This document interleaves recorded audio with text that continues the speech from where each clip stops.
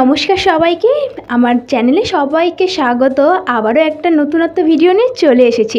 তো আগের পার্টে আমি তোমাদের সাথে শেয়ার করেছিলাম আমার জন্মদিনের সকালটা, তো এখন আমি শেয়ার করব ইভিনিংটা। তো চলো ঝটপট শেয়ার করা যাক।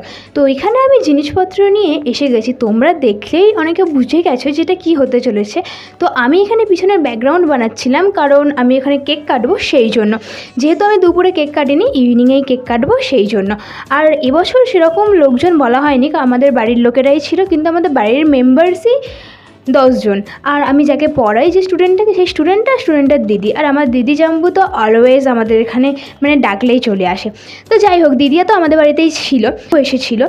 তো এখানে আমি ডেকোরেশন করছি। আর তোমরা বলতেই পারো যে নিজের বার্থডেতে নিজেই ডেকোরেশন করছো। সত্যি কথা বলতে সেরকমভাবে হেল্প করার মতো বা আমার মতো একই এজের কেউই ছিল না। তো আমি ওখানে পিছনে কিছুটা এক এক করেছি। দেন তারপর আমি আমার বৌদিমণিকে ডেকে নিয়েছিলাম, কারণ বেলুন ফোলাতে পারবো কিন্তু বাঁধতে পারবো না, সেই জন্য বৌদিমণি আর ভাইজিও চলে এসেছে। তো এখানে আমরা ডেকোরেশন করছি আর অলমোস্ট দেখো আমার ডেকোরেশন কমপ্লিট। তো কেমন সাজিয়েছিলাম তোমরা কিন্তু অবশ্যই কমেন্ট করে জানিও। আর এই দেখো, এদিকে পায়েস, ধান, দুল্প, প্রদীপ আর কেক। তো এই দেখো পুরো ডেকোরেশনটা। তো কেমন লাগছিল তোমরা কিন্তু অবশ্যই কমেন্ট করে জানিও। অ্যান্ড ফাইনালি দেখো আমিও রেডি হয়ে গেছি।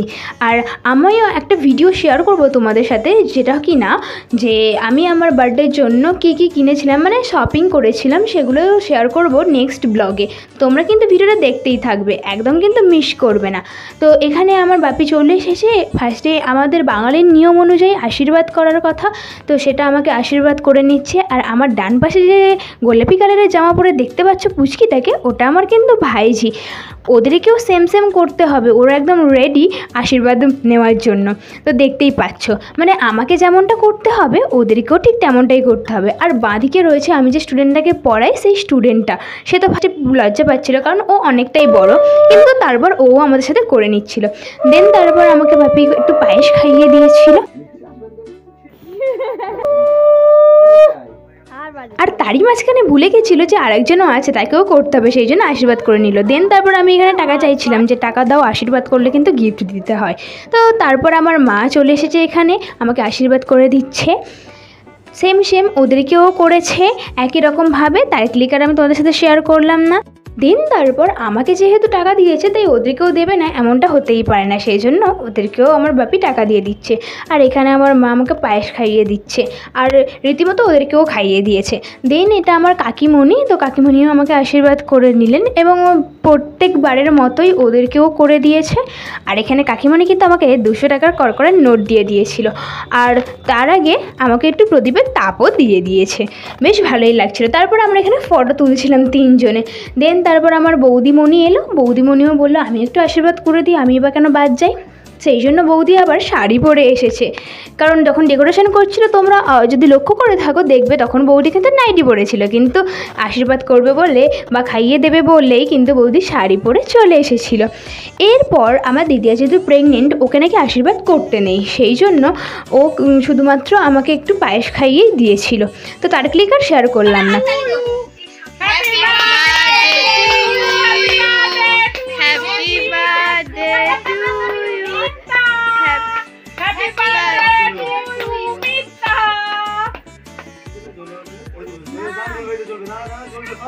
সব চলে উঠবে তো ম্যাজিক মোমবাতি।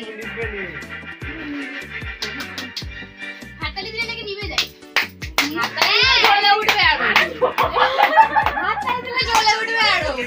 তো আমি বার্থডে স্পেশাল অনেক শর্ট ভিডিও আমি করেছিলাম, যেগুলো কিনা আমার চ্যানেলে অলরেডি আপলোডেড। তোমরা চাইলেই গিয়ে সেখানে দেখে আসতে পারো, আমি ডেসক্রিপশন বক্সে তার লিঙ্ক দিয়ে দেবো।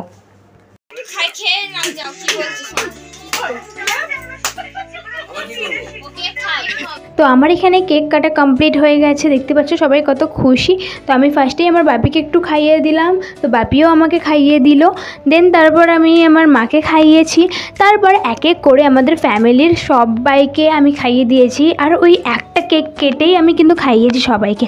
আমার দিদি আরও বলছিল যে তুই খুব কিপটে, যে অন্য কেকও কেটে তো দিতে পারতিস। আমি বলছি না, ওইটার মধ্যে একটা আলাদাই অনুভূতি আছে, ওটাকেই আমি সবাইকে দেবো। তো যেমন কথা তেমন কাজ, একটু হলেও আমি কিন্তু আমার কথাটা রাখতে পেরেছি। পেরেছি। দেন তারপর দেখো এখানে একটুখানি আমার দিদিয়াকে ভিডিওর মধ্যে দেখা গিয়েছে, কারণ ও নাইটি পরেছিল বলে ও বলেই দিয়েছিল আগে থেকে যে আমি ভিডিওর মধ্যে আসবো না, কিন্তু এসেই গেছে। দেন আমার ক্যামেরা ওম্যান মানে যে ক্যামেরা ধরেছিল তাকেও একটু খাইয়ে দিলাম। সে বলছিল পরে খাবো, আমি বলছি না না তুমি এখনই এসে খেয়ে যাও।